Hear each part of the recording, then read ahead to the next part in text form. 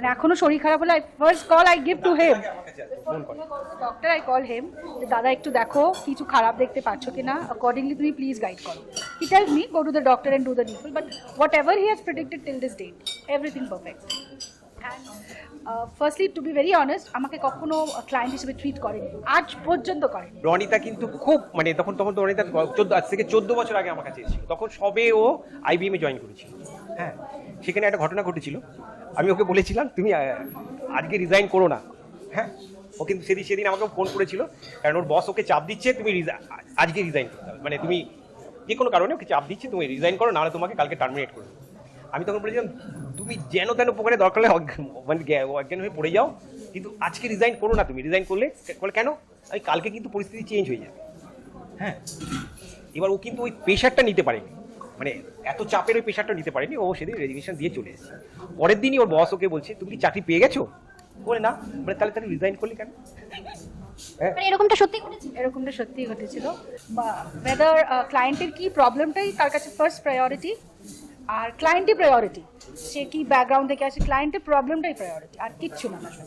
যে অচেনা, প্রথম যখন আমরা অ্যাপ্রোচ করছি দাদার মতো মানুষজন যারা, তারা তো আমাদের কাছে অচেনা, তো যখন গেলে তারপরে যখন বেরোলে স্যাটিসফাইড একেবারে? Totally, I tell you, I went through a divorce case. Divorce হওয়ার আগে আই ওয়েন্ট টু দাদা, লাইক আমি কেসটা কবে ফাইল করবো, and he told me hold back till this date. Once you hold back till this date, you will get this much of amount of money as your like claim. Or 1 টাকা বেশি পাবে না, 1 টাকা কম পাবে না। And trust me, I got that. And he told me the exact year and predictive month also by which time I will be coming out of the case. একদম সহি। মানে ঘটনা ছিল, ওকে আমি যখন বলেছিলাম দেখো এই ডেটের আগে তুমি কেস ফাইল করবে না, পৃথিবী ওলটপালট হয়ে গেলেও তুমি করবে না। হ্যাঁ, এবং ও আমার কথাটা শুনেছিল। তারপর আমাকে একদিন ফোন করে বলছে, মানে ওর বর বিদেশে থাকতো, লন্ডনে থাকতো।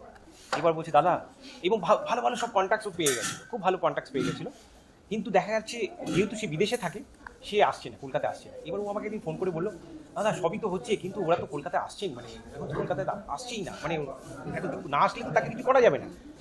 এবার তখনই আমি মানে ঠিক আছে দাঁড়াও তো, আমি ভালো করে দেখে আমি বললাম রনিতা আমার কেন যেন মনে হচ্ছে ও কিন্তু এখন কলকাতায় আছে। ফেব্রুয়ারি মাসে একটা ডেট বুক ফেয়ার চলছিল, last day of the book fair.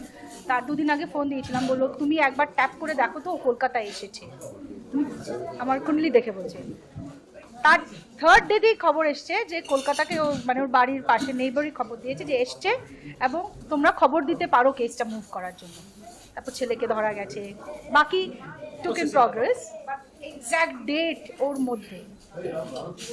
একটা বিষয় কিন্তু দেখতে পাচ্ছিস প্রত্যেককে, এই যে অ্যাকিউরেসিটা,